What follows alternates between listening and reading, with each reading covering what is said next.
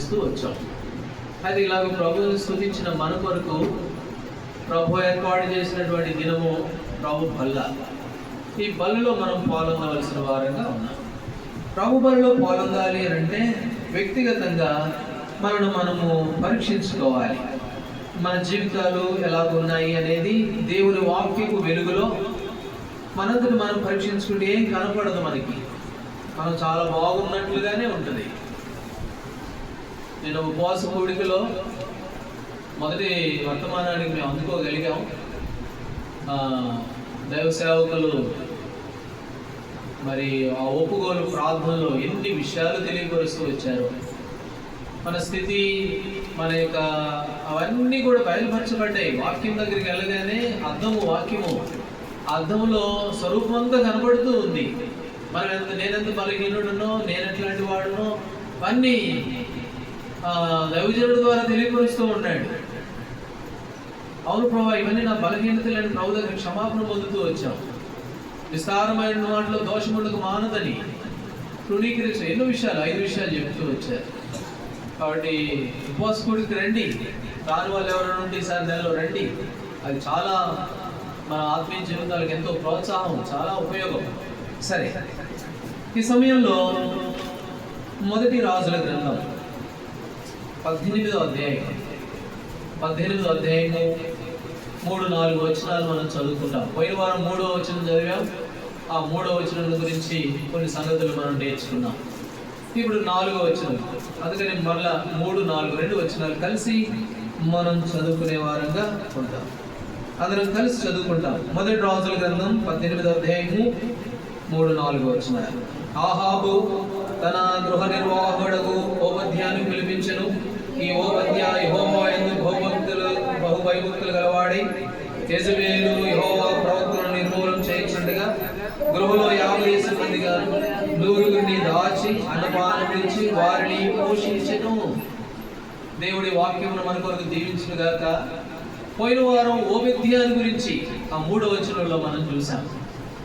ఏలియా, సారెపతు విధవరాలు, వారి గురించి చాలా దినాలుగా మనం చూస్తూ 17వ అధ్యాయం అంతా ఇంకా కొన్ని సంగతులు ఉన్నాయిలే కానీ తర్వాత మరలా 18వ అధ్యాయానికి వచ్చాం.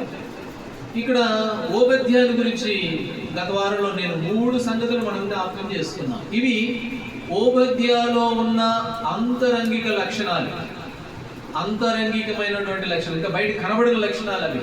అవి 3 చెప్పాను నేను. ఏమిటి అని అంటే, ఓబద్యా అనగా యెహోవా దాసుడు. దాసులైన వారు యజమానులు ఏం చేయాలా? సంతోష పెట్టాలి. మనం ఎవరు దాసులము? లేవికాండంలో అన్నాడు, ఇశ్రాయేలీయులు నాకే దాసులు. యజమానుడి దాసులైన వాడు ఏం చేయాలా? సంతోష పెట్టాలి. అందుకని మనుషులు సంతోష పెట్టకూడదు. మనుషులు సంతోష పెట్టువాడు క్రీస్తు దాసుడు కాకపోవును అని చాలా రిఫరెన్స్లు చూసాం. కాబట్టి మొదటిది దాసుడు, ఓబద్యా యెహోవా దాసుడు, దేవుడు మాత్రమే సంతోష పెట్టువాడు అనేది మొదటి తలంపులో చూసాం. రెండవ తలంపుగా ఏం చెప్పాను చెప్పండి? రెండవ తలంపు ఏంటి? ఈ ఓబద్యాన్ని గురించి మిమ్మల్ని ప్రశ్నించి ఇబ్బంది పెట్టాలన్నది నా ఉద్దేశం కాదు. పోయిన వారం ఏం తిన్నామో చెప్పండి మందిరంలో, అదన్నా చెప్పండి. అది కూడా గుర్తులేదా? పోనీ ఎక్కువైందా తక్కువైందా, ఉప్పు కానీ కారం కానీ అదన్నా చెప్పండి. అవి బాగా గుర్తుంటాయి. రెండవదిగా ఓబద్యా గృహ నిర్వాహకుడు. మీకు తెలుసులేండి, అదే నేను ఎందుకు చెప్పాలి, వాళ్ళు చెప్తారు వీళ్ళు చెప్తారని ఆగారు. మీకు పూర్తిగా తెలియదని నేను అన్ను, మీకు తెలుసు వాక్యాలు. ఎవరట రెండవదిగా ఓబద్యా అంటే? గృహ నిర్వాహకుడు అంటే అప్పుడు మనం ఎలియాజరుని జ్ఞాపకం చేసుకున్నాం. ఆ గృహ నిర్వాహకుడైన ఎలియాజరు ఇంట్లో ఎట్లున్నాడు? అబ్రహాం ఇంట్లో నమ్మకంగా ఉన్నాడు. మోషేని గురించి ప్రభు అన్నాడు కదా, నా ఇల్లంతటిలో నమ్మకమైన. కాబట్టి నమ్మకమైన దాసుడు రెండవది, చాలా నమ్మకస్తుడు. మూడవది ఎట్లాంటి వాడు తెలుసా? బహుభయభక్తులు కలిగిన వాడు. ఒట్టి భయభక్తులు కాదు, బహుభయభక్తులు. అంటే అది చాలా గొప్పదేమో. సామెతలు ఆ మాట చదువుకున్నాం, నిత్యము భయం కలిగి ప్రవర్తించాలి. నిత్యము ఇంటికి పోయిన తర్వాత కూడా భయభక్తులతో ప్రవర్తించాలి, మందిరంలో కూడా భయభక్తులతో ప్రవర్తించాలి. కాబట్టి అలాంటి వ్యక్తి ఓబేద్య. ఇవన్నీ తన లోపల ఉన్న లక్షణాలు, బయటికి కనపడేవి కావు. భయభక్తులు అనేది తన లోపలే ఉన్నాయి. యెహోవా దాసుడు దేవుని సంతోష పెట్టడం కూడా తన లోపలే ఉన్నాయి. నమ్మకత్వం కూడా అదంతా తన మనసులో ఉన్న భావాలు, అవి 3 భాగాలు. అయితే ఇప్పుడు 4వ వచనానికి వచ్చేసరికి ఈ లోపల ఉన్నటువంటి 3 గుణలక్షణాలు ఇప్పుడు 4వ వచనంలో బయటపడుతూ ఉన్నాయి, బయటకు చూపిస్తూ ఉన్నాడు. ఏమిటి? రండి 4వ వచనం. యెజబెలు యెహోవా ప్రవక్తను నిర్మూలించుచుండగా గృహలో 50 మందిగా 100 దాచి అన్నపానం నుంచి వారిని పోషించెను. ఇప్పుడు ఈ ఓబద్య ఏం చేస్తున్నాడు అంటే, ఆహాబు భార్య పేరు యెజబెలు. ఈసారి ప్రవచనమైతే ఆహాబు గురించి, యెజబెలు గురించి ఒకసారి చూద్దాం. ఎందుకంటే ఈ సందర్భాల్లోనే ఉన్నాం కానీ అసలు ఆహాబు ఎవరు, యెజబెలు ఎవరు అనేది కూడా మనం తెలుసుకోవాలి. ప్రవచనం మీద ఒకసారి వాళ్ళ గురించి ధ్యానించాలి. ఈ ఆహాబు భార్య యెజబెలు దుర్మార్గురాలు, దుష్టురాలు. ఆహాబుని మరి ప్రేరేపించింది ఆమె, దేవుడి నుంచి మనసు తొలగించుకునే విధంగా ప్రేరేపించి నష్టాన్ని పరిచింది ఆమె. ఈమె ఏం చేసిందంటే, ఆ దినాల్లో ఉన్న ప్రవక్తలను చంపడం మొదలుపెట్టింది. ప్రవక్తలు అంటే చంపడం, దేవుని సేవకుల్ని చంపడం. కాబట్టి ఆ రోజే కాదు, ఈ రోజు కూడా చాలా మంది, ఈ రోజు కూడా దేవుని సేవకులు అంటే ఎంత కోపమో, ఎంత ద్వేషమో. ఇక్కడ ఉన్న మా మీద కూడా చాలా మంది ద్వేషమే. నాకు అదే బాధ అనిపించింది.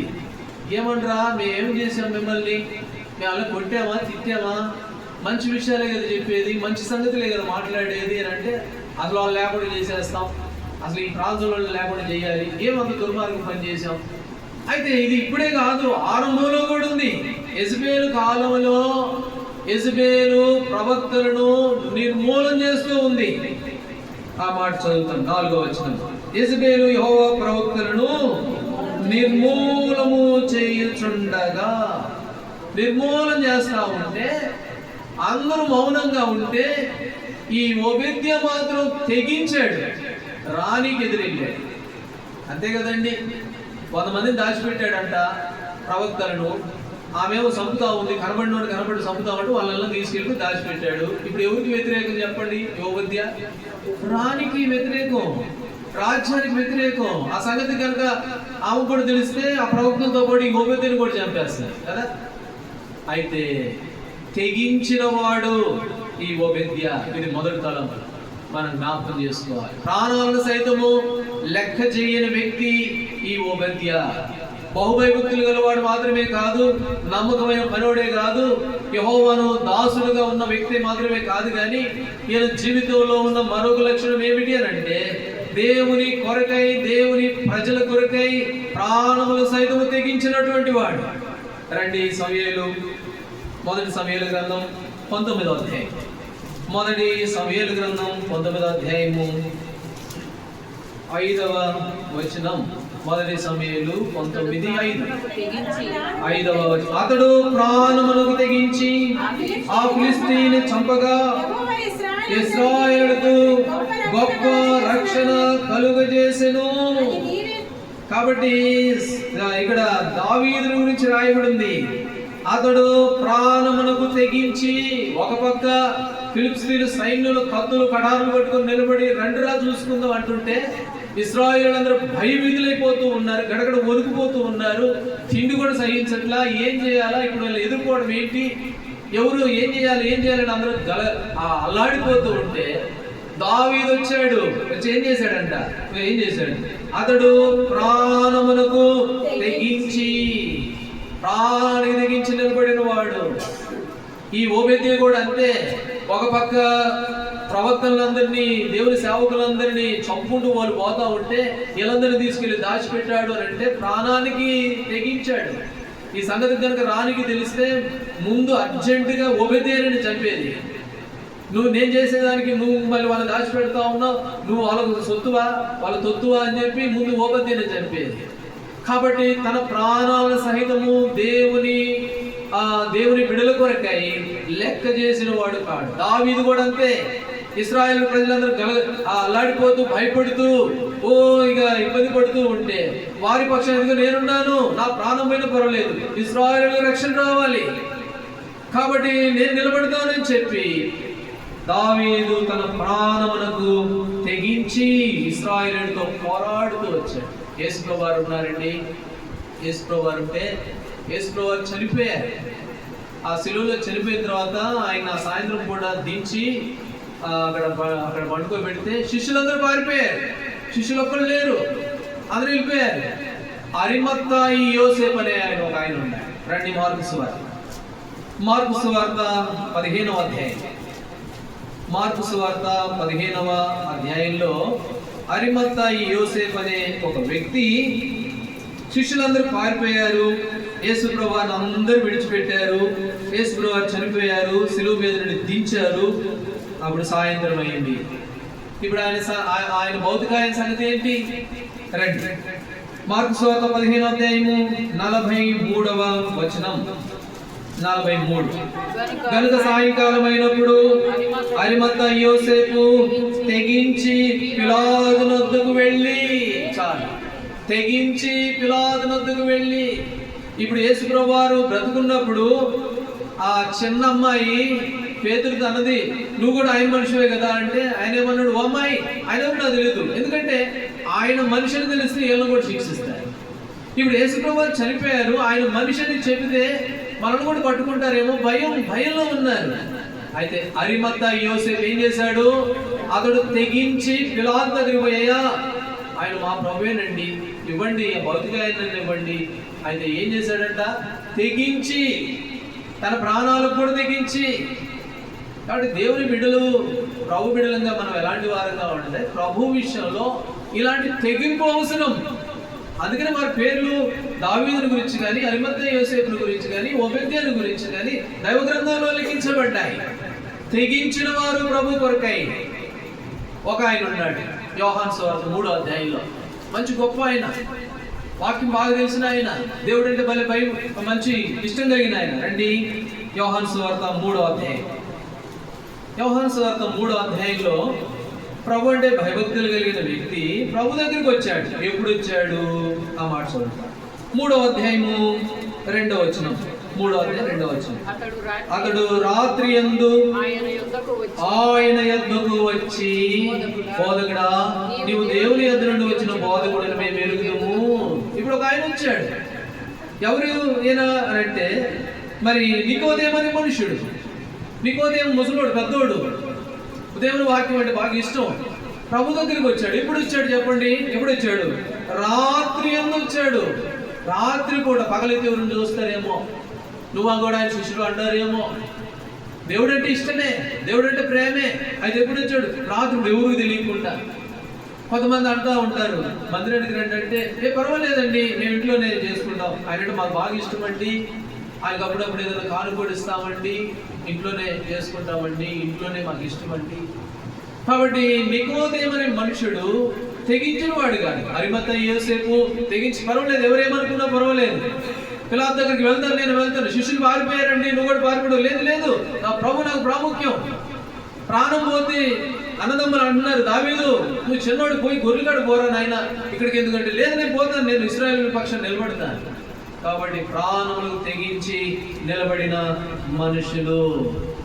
కాబట్టి ఈ ఓబేద్యా కూడా మొదటి తలంపులో తన ప్రాణముల సైతము లెక్క చేయని వ్యక్తి ఓబేద్యా. నమ్మకమైన దాసుడు, నమ్మకమైనటువంటి గృహ నిర్వాహకుడు, యెహోవాకు ఇష్టుడు దాసుడు కనుక. కాబట్టి అలాగే నిలబడిన మనుషుడు. రోమీయులకు రాసిన పత్రికలో పౌలు అపోస్తలుల కాలంలో ఇద్దరున్నారు కుటుంబ సభ్యులు, ఇద్దరు వ్యక్తులు. రోమీయులకు రాసిన పత్రిక 16వ అధ్యాయం 4వ వచనం. అకుల్లా ప్రిస్కిల్లాలు వీరిద్దరి గురించి రాయబడిన మాట. 16వ అధ్యాయము 4వ వచనం. వారు నా ప్రాణము కొరకు తమ ప్రాణములు ఇచ్చుటకైనను తెగించిరి. అకుల్లా ప్రిస్కిల్లాలు. పౌలు అపోస్తలుడు పరిచర్య చేస్తున్నాడు, సేవ చేస్తూ ఉన్నాడు. తన సేవ విషయమై పౌలు అపోస్తలుడు అంటున్నాడు, వాళ్ళు నా కొరకు తమ ప్రాణాన్ని ఇవ్వడానికి కూడా సిద్ధపడ్డారండి. కాబట్టి తెగించినటువంటి మనుషులు. దానియేలు గ్రంథం రండి, దానియేలు గ్రంథం 10వ అధ్యాయము. దానియేలు గ్రంథం 10వ అధ్యాయము 21వ వచనం. దానియేలు గ్రంథం 10:21 చదవండి.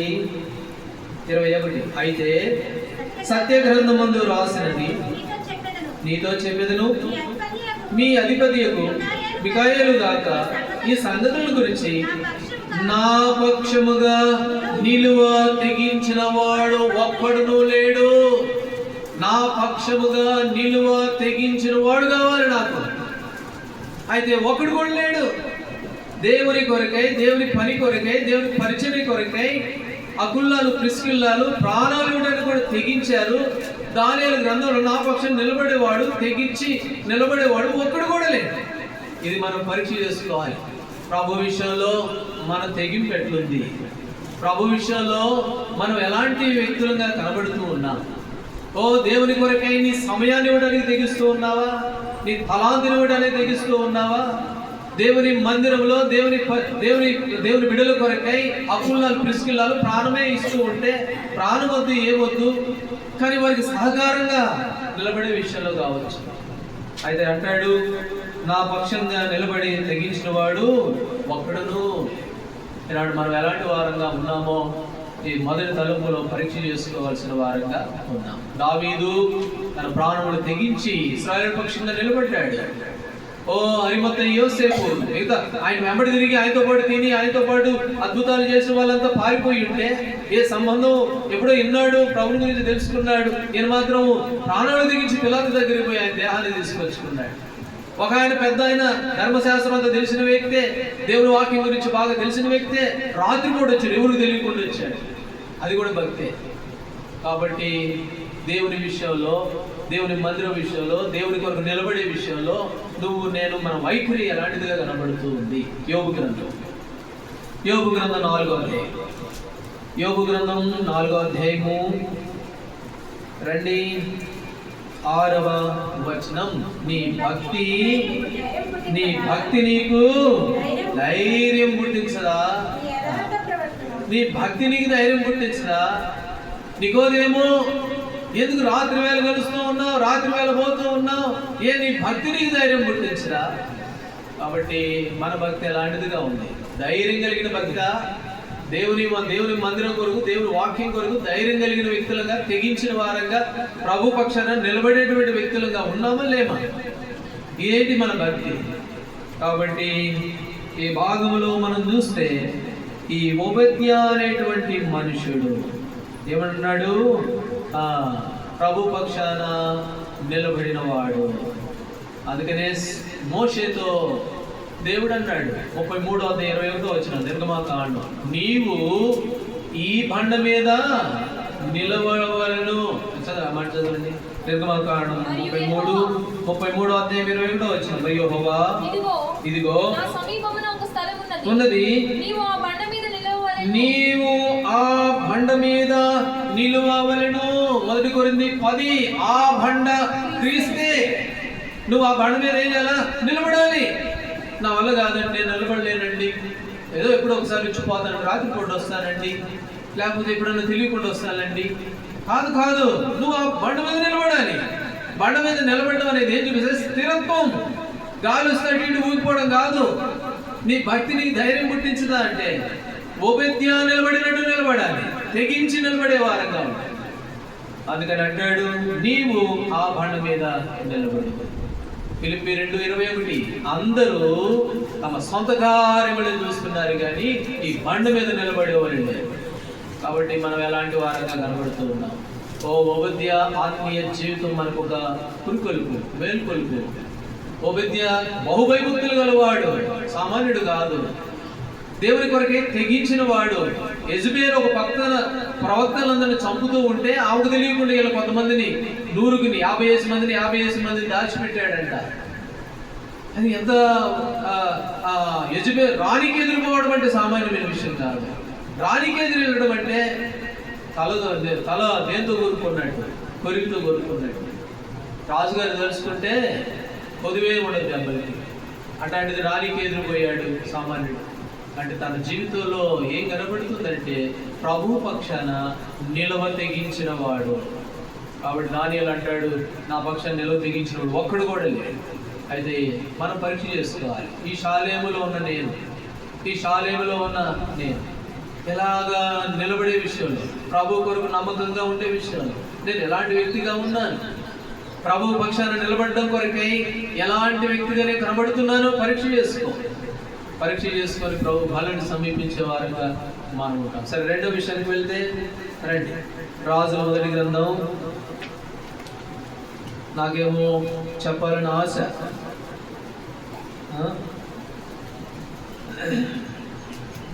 మీకేమో చల్లగా ఉంది అనేసి అటు ఇటు తోలుతూ ఉంటారు, కాబట్టి బాగా అనిపిస్తుంది.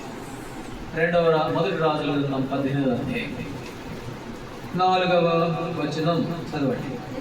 యెజబెలు యెహోవా ప్రవక్తలను నిర్మూలం చేయుచుండగా గృహలో 50 మందిగా 100 దాచి అన్నపానములిచ్చి పోషించెను.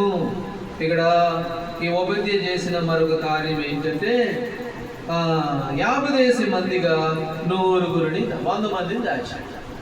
50 మందిని అట్లాగూ 100 100 మందిని దాచిన మనుషుడు. కాబట్టి దాచిపెట్టినటువంటి మహావీరుడు. ఒక 50 మందిని ఒక చోట, ఒక 50 మందిని ఒక చోట ఎవరు కనబడకుండా దాచిన వాడు. రెండవ రాజుల గ్రంథం 4వ అధ్యాయం. రెండవ రాజుల గ్రంథం 4వ అధ్యాయము 13వ వచనం. 13వ వచనం. రెండవ రాజుల గ్రంథం 4:13. అతడు నీవింత శ్రద్ధా భక్తులు మా యందు కనపరిచితివి, నీకు నేనేమి చేయగలను? రాజుతో నేను, సైన్యముల దగ్గరతో నేను, నిన్ను గురించి నేను కోరుకున్నాను. కాబట్టి ఇక్కడ చూస్తాము, అతడు నీవు ఇంత శ్రద్ధాభక్తులు మా యందు కనపరిచితివి. ఇక్కడ దైవజనుడి విషయంలో మరి శ్రద్ధ కలిగినటువంటి వారు. ఒక స్త్రీ ఉంది షునేమీలో, గనురాలైన స్త్రీ. ఆమె ఏం చేసింది? దైవజనుడి కొరకు అంటే దైవజనుడి కొరకు ప్రయాసపడింది, అన్ని ఏర్పాటు చేసింది, దైవజనుడు ప్రేమించింది. ఇప్పుడు దైవజనుడు అన్నాడు, ఏమంటున్నాడు? అతడు నీవు ఇంత శ్రద్ధాభక్తులు మా యందు కనపరిచింది. శ్రద్ధాభక్తి నీకు. దైవ సేవకులు అంటే ఎంత శ్రద్ధ, దేవుని బిడ్డలంటే ఎంత శ్రద్ధ. ఆమె నేను వచ్చే మన దైవ సేవకుడు వస్తున్నాడు, ఒక పీఠం చేద్దాం, ఆయనకు ఒక గది ఏర్పాటు చేద్దాం, ఆయన కావాల్సిన ఏర్పాటు చేద్దాం, చేసింది ఆమె. అందుకని ఆయన అన్నాడు, ఇంత శ్రద్ధాభక్తులేంటి నీకు? కాబట్టి ప్రభు బిడ్డల పట్ల ఈ ఓబద్యా కూడా శ్రద్ధ కలిగిన వాడు. 50 మందిని ఒక చోట, 50 మందిని ఒక చోట, అలాగూ 100 మందిని దాచిపెట్టి 100 మందిని కాపాడాడు. శ్రద్ధ కలిగిన వాడు. అలాగే శ్రద్ధ కలిగిన వారు బైబిల్లో చాలా మంది ఉన్నారు. యెహోషువ గ్రంథం 2వ అధ్యాయంలో రాహాబు అనే స్త్రీ, చదవండి. యెహోషువ గ్రంథం 2వ అధ్యాయము 4వ వచనం. ఆ స్త్రీ ఇతర మనుషులను తోడుకొని వారిని దాచిపెట్టి. కాబట్టి ఈ ఓబద్యా కూడా వారిని దాచిపెట్టాడు, దాస్తూ ఉన్నాడు. రాహాబు కూడా తన బిడ్డలైన వారిని దాచింది. కాబట్టి శ్రద్ధ కలిగిన వారు. రెండవ రాజుల గ్రంథంలో అదే చూసాం. నీవు ఇంత శ్రద్ధాభక్తులు, దేవుని బిడ్డల పట్ల, దేవుని ప్రజల పట్ల ఎంత శ్రద్ధ. తిమోతిలకు రాసిన పత్రికలో ఒనేసిఫరు ఉన్నాడు. 2వ తిమోతిలకు రాసిన పత్రిక. తిమోతిలకు రాసిన 2వ పత్రిక మొదటి అధ్యాయము 16-17 కలిసిపోయి ఉన్నాయి. చదవండి. 16-17. ప్రభువు ఒనేసిఫరు ఇంటి వారి యందు కనికరము చూపును గాక. అతడు రోమాకు వచ్చినప్పుడు నా సంఖ్యలను గురించి సిగ్గుపడక శ్రద్ధగా నన్ను వెతికి కనుగొని అనేక పర్యాయములు ఆదరించెను. ఇక్కడ ఒనేసిఫరు అనే ఒక ఆయన సిగ్గుపడలేదంట, శ్రద్ధగా వచ్చి వెతికి కనుగొని చాలాసార్లు ఆదరించిన మనుషుడు. ఇలాంటి మాట కోడు కూడా ఉంది ఫిలిప్పీలకు రాసి. ఆ మాట కూడా చదవండి. ఫిలిప్పీలకు రాసిన పత్రిక 4వ అధ్యాయం. ఫిలిప్పీలకు రాసిన పత్రిక 4వ అధ్యాయము 16వ వచనం. 4:16. ఏలయనగా దెసలోనికలో కూడా మీరు మాటి మాటికి నా అవసరం తీర్చుటకు సహాయము చేసితిరి.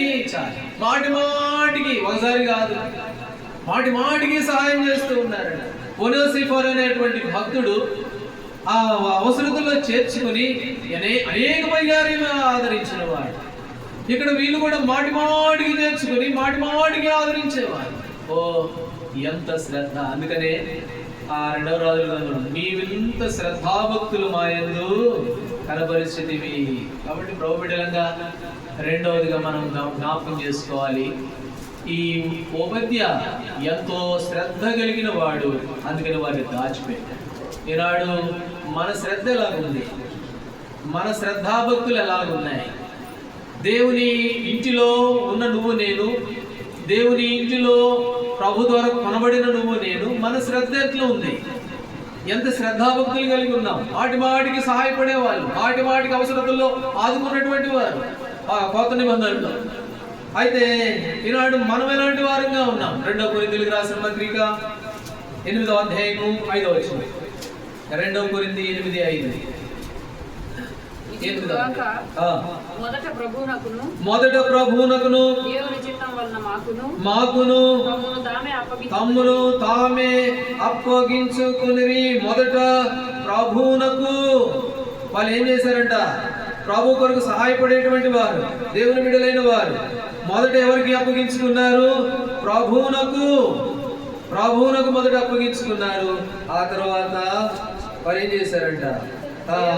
ఇంతగా చేస్తారని మేము అనుకోలేదండి. ఎంత చేశారంటే ఎంత చేశారు చెప్పలేదు. ఎంత చేశారో ఏమో వాళ్ళకి ఆశ్చర్యం వేసింది. ఇంత చేస్తారంటే మేము ఎప్పుడు అనుకోలేదండి. అయితే చేయడానికి గల కారణం ఏంటంటే, మొదట వారు ప్రభువునకు అప్పగించుకున్నారు, తర్వాత మాకు అప్పగించుకున్నారు. కాబట్టి మా కొరకే మాకు అన్న చూడు పరిచర్యలో వాడుకో, ఏం కావాలో చెయ్యి అని చెప్పి ఇంతగా చేస్తారని మేము ఎప్పుడు అనుకోలేదు. మన శ్రద్ధ దేవుని మందిరం విషయంలో ఎలాగో కనబడుతుంది అనేది మనం పరీక్ష చేసుకోవాలి. కాబట్టి మనం ఎట్లా ఉంటామంటే, మన శ్రద్ధ ఎట్లుంటుందో తెలుసా? ఫలానా అన్న అని అంటే అప్పుడు శ్రద్ధ చూపిస్తాం, ఫలానా అక్క అంటేనే శ్రద్ధ చూపిస్తాం. లేకపోతే శ్రద్ధ ఉండదు, పోనీ వాళ్ళు మమ్మల్ని పట్టించుకొని చేయరు, కనీసం పిల్లలు కూడా పిలవదు, ఆమె మమ్మల్ని పోతే కనీసం కుర్చీ కూడా వేయదు. ఏం మా శ్రద్ధ ఏముందిలే, వాళ్ళ మీద మేం చేసేది ఎట్లుంటుంది మనకి. కాబట్టి వాళ్ళు తమను తాము మొదలు ప్రభువును అప్పగించుకున్నారు, రెండవదిగా ఇంతగా చేస్తారండి ఎప్పుడు కూడా. కాబట్టి ఓబద్య ఎంతో శ్రద్ధ కలిగిన వాడు. 50 మందిని 100 మందిని తాను కాపాడిన మనుషుడిగా కనబడుతూ ఉన్నాడు. మొదటి సమూయేలు గ్రంథం 14వ అధ్యాయం, మొదటి సమూయేలు గ్రంథం 14వ అధ్యాయము 45వ వచనం. 14:45. అయితే జనులు సౌలుతో, ఇశ్రాయేలుకి ఇంత గొప్ప రక్షణ కలిగజేసిన యోనాతాను మరణమౌన అది అన్నిటికీ కూడదు, దేవుని సహాయం చేత ఈ దినమున యోనాతాను మనకు జయం అందించెను. యెహోవా జీవముతోడు, అతని తల వెంట్రుకలో ఒక్కటి నేల రాలదని చెప్పి తాను మరణము కాకుండా జనులు అతనిని, యోనాతాను పోయాడు, యుద్ధం చేశాడు. యోనాతాను మరి జనులతో యుద్ధం చేసి ఇశ్రాయేలు పక్షాన నిలబడితే, ఈ యోనాతాను ఇశ్రాయేలు పక్షాన నిలబడితే ఇప్పుడు ఇశ్రాయేలు అంటున్నారు, ఓ అట్లాంటి యోనాతాను నష్టపోతాడా, అతని తల వెంట్రుకలో ఒకటి కూడా రాదు అని చెప్పి తాను మరణము కాకుండా జనులు అతనిని రక్షించిరి. మా పక్షాన్ని నిలబడ్డాడు యోనాతాను. అట్లాంటిది యోనాతాను బాధపడింది మేము చూస్తామా? ఆ యోనాతాను మా పక్షాన నిలబడి గొప్ప కార్యములు చేశాడు. ఆ యోనాతాను గురించి మేము ప్రయాసపడదు, ఎవరు ప్రయాసపడతారని చెప్పి వారు నిలబడి అతని ప్రాణాన్ని రక్షించినట్లుగా చూస్తాం. దీంట్లో ఇశ్రాయేలుల శ్రద్ధ కనపడుతూ ఉంది. ఈనాడు దేవుని మందిరం విషయంలో మన శ్రద్ధ ఎట్లుంది? మనం ఎలాంటి వారిగా కనబడుతూ ఉన్నాం? దేవుని మందిరం కొరకు, దేవుని పరిచర్య కొరకు, దేవుని ఇంటి విషయంలో ఎలాంటి శ్రద్ధాభక్తులు కలిగిన వారంగా ఉన్నాం? ఏమన్నా ఆయనే చేసుకుంటాడులే, మనకెందుకు అట్లా పోయి వద్దాం అని అనుకుంటున్నావేమో. దేవుని మందిరంలో శ్రద్ధ కలిగిన వ్యక్తులుగా మనం కనబడాలి. ప్రభు బలను సమీపిస్తూ ఉన్నాం. ఈ ఓబద్య నమ్మకమైన దాసుడు, మంచి గృహ నిర్వాహకుడు. కొరింథీయులకు రాసిన పత్రికలో మాట ఉంది, పోయిన వారం చదువుకున్నాం. నేను ఇష్టపడి చేస్తే జీతం ఇస్తాడు. నేను ఇష్టపడకపోయినా ఈ గృహ నిర్వాహకపు హక్కు నాకు దేవుడు ఇచ్చాడు. నీకు ఇష్టం ఉన్నా ఇష్టం లేకపోయినా ఈ హక్కు నీకు ఇచ్చాడు. ఏమిటి? ఈ గృహ నిర్వాహకుడిగా ఉండే బాధ్యత, దేవుని ఇంటిలో నమ్మకం ఉండే బాధ్యత. ఇష్టపడి చేసావా జీతాన్ని పొందుతావు. లేకపోతే ఒక రోజున ఏమంటాడు? నీ లెక్క చెప్పు అని అంటాడు. ఒక గృహ నిర్వాహకుడిని పిలిచి లెక్క అప్పగించు అని అన్నాడు. కాబట్టి లెక్క అప్పగించవలసిన వారు మంచి గృహ నిర్వాహకుల వలె యెహోవా యందు భయభక్తులు, బహుభయభక్తులు కలిగిన వాడు, నిత్యము దేవుని ఇంట్లో ఒక రకంగా, బయటికి ఎదురు ఒక రకంగా ఉన్నవాడు కాదు ఓబద్య. అంతేకాకుండా ఈ ఓబద్య ఎట్లాంటి వాడు అని అంటే ఎంతో శ్రద్ధ కలిగి, తెగింపు కలిగిన మనుష్యుడు. ప్రభు కొరకై ప్రభు పక్షాన నిలువ తెగించిన వాడు. రెండోది శ్రద్ధ కలిగిన వాడు. ఈ రెండు తలుపులు ఎంతో శ్రద్ధ కలిగిన వాడు. మనం ఎలాంటి వారంగా? యోనాతాను మా పక్షాన నిలబడ్డాడు అని చెప్పి జనులే వాళ్ళే అనుకున్నారు. ఎవరు చెప్పింది కాదు, వాళ్ళే మాట్లాడుకొని, రే యోనాతాను రా, మన కోసం నిలబడ్డాడు రా యోనాతాను. ఆ యోనాతాను చచ్చిపోతే మనం ఎట్లారా?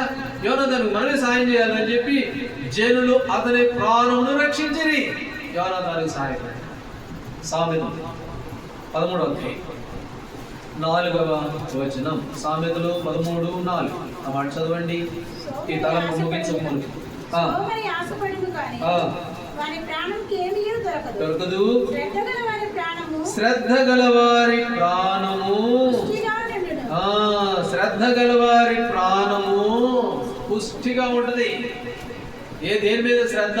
దేవుని ఇంటి మీద. ఎప్పుడైతే దేవుని కార్యాల పట్ల శ్రద్ధ కలిగి ఉంటావో వారి ప్రాణం ఎట్లుంటుందట? పుష్టిగా ఉంటుంది. కాబట్టి రెండవ తలంపులో మనము ఈ ఓబద్యాన్ని గురించి ఏం చూస్తాము అంటే ఎంతో శ్రద్ధాభక్తులు కలిగిన వాడు. ఇతని జీవితము ఈనాడు దేవుని బిడ్డలంగా మనకు ఎంతో మాదిరి. కాబట్టి అదెంతో మనకు మాదిరికరంగా ఈ ఓబద్యాన్ని ఒక పక్కన పెట్టుకొని, మనలో ఒక పక్కన పెట్టుకొని మన జీవితము, ఈ ఓబద్య జీవితాన్ని పరీక్షించుకోవాల్సిన వారంగా. ఇంకొక తలంపు చెప్పి నేను ముగిస్తాను. ఇంకా ఉన్నాయిలే కానీ ఇప్పుడు అంత సమయం సరిపోదు. సరే, ఈ ఓబద్యాన్ని గురించి చివరిగా ఒక తలంపు 2:4 వచ్చింది. 18:4 వచ్చింది. యెజబేలు యెహోవా ప్రవక్తలను నిర్మూలన చేయించుండగా గృహలో 50 మందిగా 100 దాచి అన్నపానములిచ్చి వారిని పోషించెను. ఎవరు పోషిస్తున్నాడు? దేవుని బిడ్డలు పోషించే మనుషుడు. కాబట్టి వాళ్ళ కోసం నిలబడ్డాడు, తెగించి నిలబడ్డాడు. ఒకటి. రెండోది వాళ్ళు శ్రద్ధగా 100 మందిని ఒకే చోట పెట్టొచ్చుగా, మీ సావుంటారు నాయన అని. లేదు, మళ్ళీ వాళ్ళకి ఇరుకైపోద్దేమో ఆ గృహలు. ఆ ఇల్లు మరి గృహ ఏమో సరిపోదో సాధారణతో 50 మందిని ఒక చోట 50 మందిగా వేరువేరుగా దాచి. అది శ్రద్ధ. మూడవదిగా శ్రద్ధ మాత్రమే కాదు, ఏం చేస్తున్నాడంట? వారిని పోషిస్తూ ఉన్నాడు. పోషకుడు ఈ ఓబద్య. అపోస్తుల కార్యం 20వ అధ్యాయం. అపోస్తుల కార్యములు 20వ అధ్యాయము చదవండి. 34వ వచనం. 34. నా అవసరముల నిమిత్తమును నాతో ఉన్న వారి నిమిత్తమును ఈ నా చేతులు కష్టపడినవని నీకే తెలియను. కాబట్టి ఇక్కడ భక్తుడు అంటున్నాడు, నా అవసరాల నిమిత్తం, నాతో ఉన్న వారి నిమిత్తం ఈ నా చేతులు కష్టపడినవి. ఓబద్య తన కష్టములో నుంచి వాడిని పోషించాడు. తనకున్న సామర్థ్యంలో నుండి వాడిని పోషించాడు. కాబట్టి తానుకున్నటువంటి సమృద్ధిలో నుండి ఆ 50 మందిని అంటే 100 మందిని తాను పోషించాడు. ఎన్ని రోజులు పోషించాడో ఏమో అవన్నీ రాయలేదులే కానీ మొత్తానికి తన కష్టార్జితంలో నుండి వాడు ఏం చేస్తున్నాడు?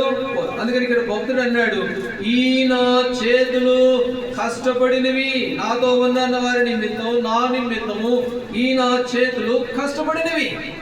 జ్ఞానవంతురాలైన స్త్రీని గురించి ఏమని రాయబడింది? 31వ అధ్యాయం 17వ వచనం. ఏమని రాయబడింది? ఆమె నడుకట్టు చేత సామెతలు 31:17. 31వ అధ్యాయం ఆమె నడుకట్టు చేత నడుము బలపరుచుకొని చేతులతో బలముగా పని చేయును. చేతులతో ఏం చేస్తుందట? బలంగా పనిచేస్తుంది. ఈయన తన సొంత చేతులతో సంపాదించుకున్న దానిలో నుండి ఆ యొక్క ప్రవక్తలను పోషిస్తూ ఉన్నాడు. కాబట్టి ఈయన చేతులు కష్టపడినవి. కాబట్టి గుణవతి అయినటువంటి ఈ స్త్రీ తన చేతులతో బలంగా పనిచేసేది. మందిరం కట్టారండి నిర్గమాకాండంలో. మందిరం కట్టి, అమ్మా ఈ మందిరం కొరకు మీరేమేం చేస్తారో చేయండి అని అనగానే అక్కడ కొంతమంది స్త్రీలు కనబడుతున్నారు. రండి, నిర్గమాకాండము 35వ అధ్యాయం. నిర్గమాకాండం 35వ అధ్యాయంలో 35వ అధ్యాయం 45వ వచనం. 35:45 అంతేనా? 35వ అధ్యాయము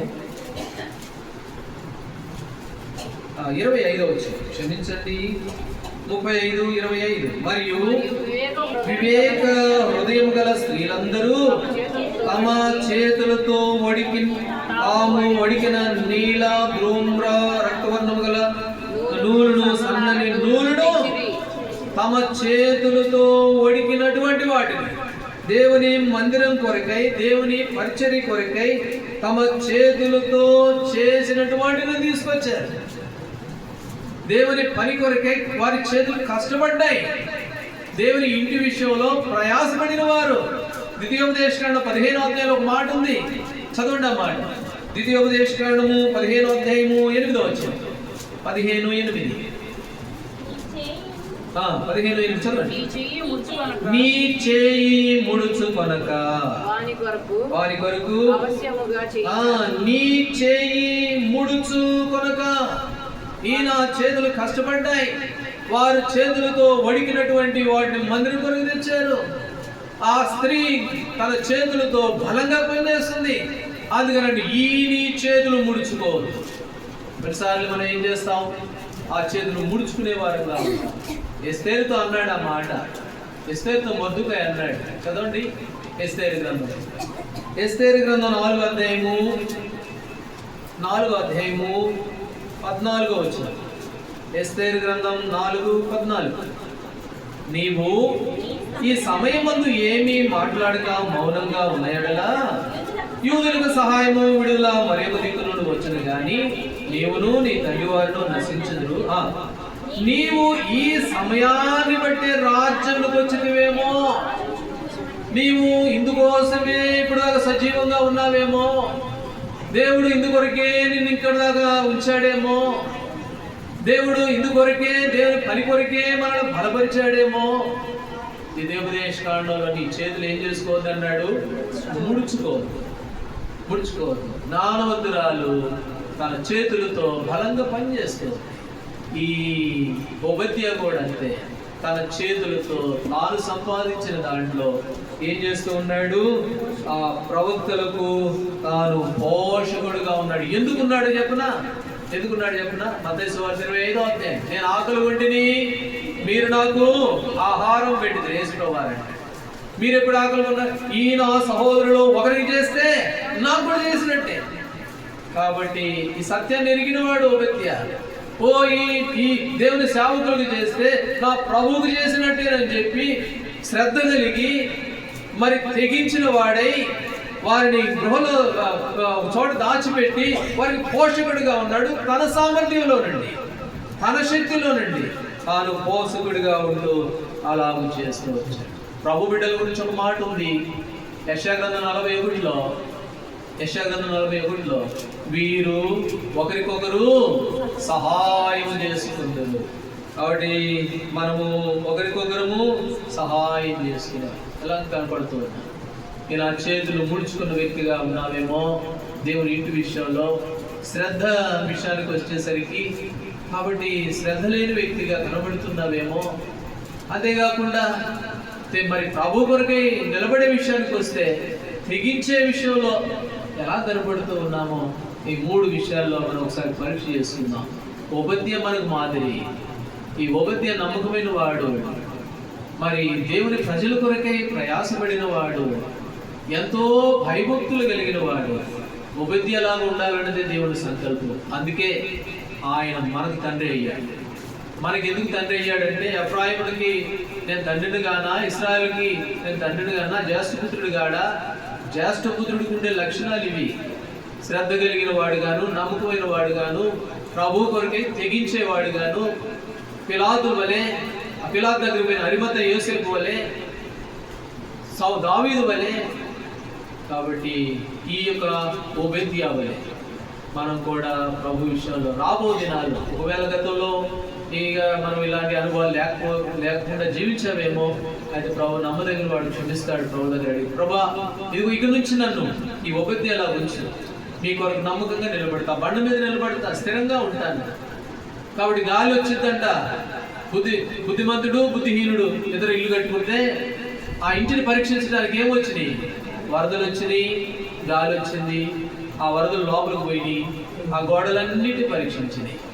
గోడలన్నిటిని పరీక్షించగానే బుద్ధిహీనుడి ఇల్లు ఏమైపోయింది? కూలిపోయింది. శ్రమలు, అనేక పరిస్థితులు, అనేక విశ్వాస జీవితాలు ఇవన్నీ వస్తాయి పరీక్షించడానికి. అప్పుడు మనం నిలబడింది బయటపడింది. నువ్వు స్థిరంగా ఉన్నావా, ఇసుకలా కట్టుకున్నావే? కాబట్టి అనేక పరిస్థితుల్లో తీసుకురాబడినప్పుడు ఆ గోడలు పరీక్షిస్తాయి, లోపల మనల్ని శోధిస్తుంది ఆ వరదలు. అప్పుడు స్థిరంగా, అందుకనే ఈ బండ మీద బుద్ధిమంతుడి బండ మీద కట్టుకున్న ఇల్లు. కాబట్టి మనం ఎలా నిలబడి ఉన్నామో ఈ చేతుల విషయంలో ప్రభు కొరకు ప్రయాసపడి ఈ చేతులు ముడుచుకున్న చేతుల్లాగా ఉన్నాయేమో ఒకసారి జ్ఞాపకం చేసుకుంటూ ప్రభు దగ్గర ఒక తీర్మానంతో ప్రభు యొక్క బలని మనం సమీపించే వారంగా దేవుడు ఆ విధంగా మనకి సహాయపడుగా చిన్న ప్రార్థన చేస్తాం.